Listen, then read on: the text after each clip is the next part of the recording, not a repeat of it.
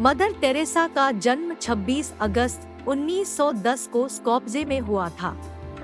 इनके पिता निकोला बोयाजू एक साधारण व्यवसायी थे। मदर टेरेसा का वास्तविक नाम अग्नेस गोंझा बोयाजिजू था। अल्बेनियन भाषा में गोंझा का अर्थ फूल की कली होता है। उन्होंने अपना नाम त्याग कर टेरेसा नाम चुना। वो अपने नाम से संत थेरेस ऑस्ट्रेलिया और टेरेसा ऑफ अविला को सम्मान देना चाहती थी, इसलिए उन्होंने टेरेसा नाम चुन लिया। मदर टेरेसा के जीवन काल में मिशनरीज ऑफ चैरिटी का कार्य लगातार विस्तृत होता रहा और उनकी मृत्यु के समय तक यह 123 देशों में 610 मिशन नियंत्रित कर रही थी। इसमें HIV, एड्स, कुष्ठ और तपेदिक के रोगियों के लिए धर्मशालाएं, घर शामिल थे और साथ ही सूप, रसोई, बच्चों और परिवार के लिए परामर्श कार्यक्रम, अनाथालय और विद्यालय भी थे। वे मानवता की सेवा के लिए काम करती थी। मदर टेरेसा दीन दुखियों की सेवा करती थी।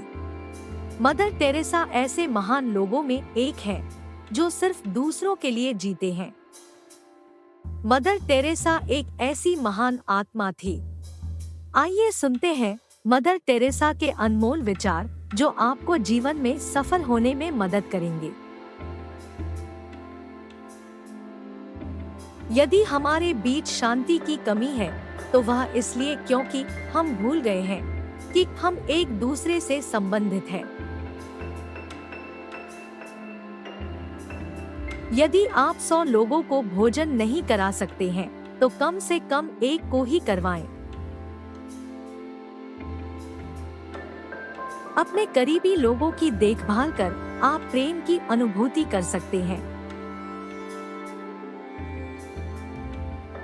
प्रेम हर मौसम में होने वाला फल है और हर व्यक्ति के पहुंच के अंदर है। प्रेम की भूख को मिटाना रोटी की भूख मिटाने से कहीं ज्यादा मुश्किल है। यह महत्वपूर्ण नहीं है आपने कितना दिया, बल्कि यह है कि देते समय आपने कितने प्रेम से दिया। खूबसूरत लोग हमेशा अच्छे नहीं होते, लेकिन अच्छे लोग हमेशा खूबसूरत होते हैं।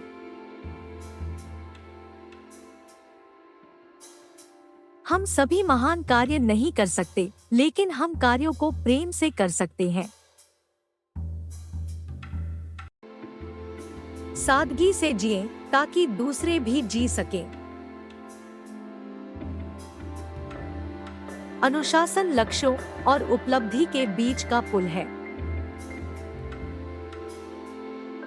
शांति की शुरुआत मुस्कुराहट से होती है।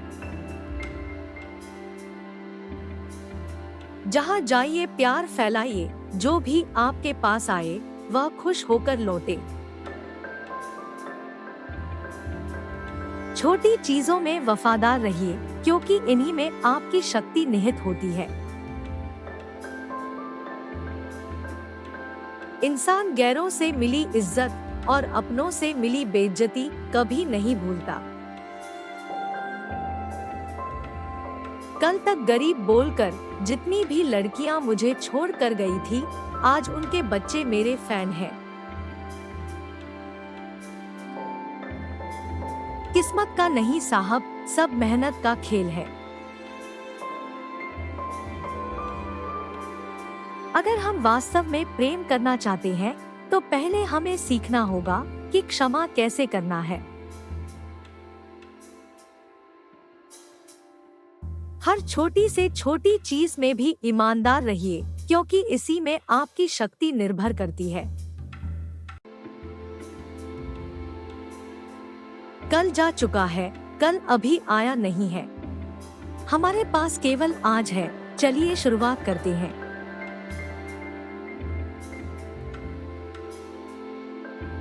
कुछ लोग आपकी जिंदगी में एक आशीर्वाद की तरह होते हैं और कुछ लोग एक सबक की तरह।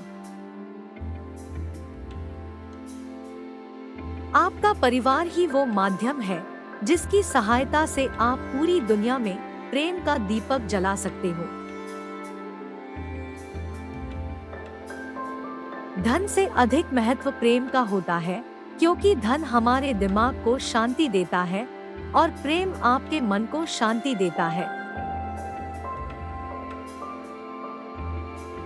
यदि आप किसी काम को करते समय प्रेम का भाव अपने अंदर नहीं रखते, तो उस काम के लिए आप एक बंधक की तरह हो।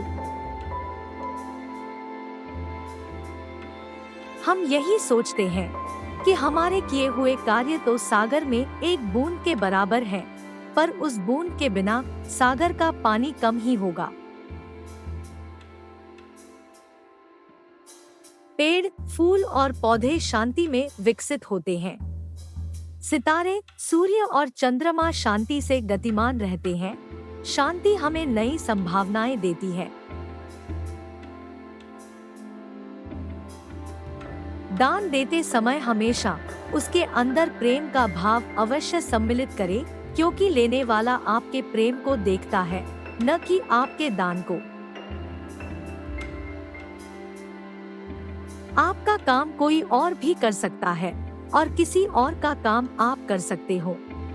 इसलिए दूसरे के इंतजार में अपना समय कभी बर्बाद न करें। अगर आपको प्यार के कुछ शब्द सुनने हैं, तो पहले आपको कुछ प्यार के शब्द कहने भी पड़ेंगे। ठीक उसी तरह जैसे किसी दिए को जलाए रखने के लिए पहले उसमें तेल भी डालना पड़ता है। केवल धन देने भर से संतुष्ट न हो। धन पर्याप्त नहीं है। धन पाया जा सकता है, लेकिन उन्हें आपके प्रेम की आवश्यकता है। तो जहाँ भी आप जाएं, अपना प्रेम सब में बांटें।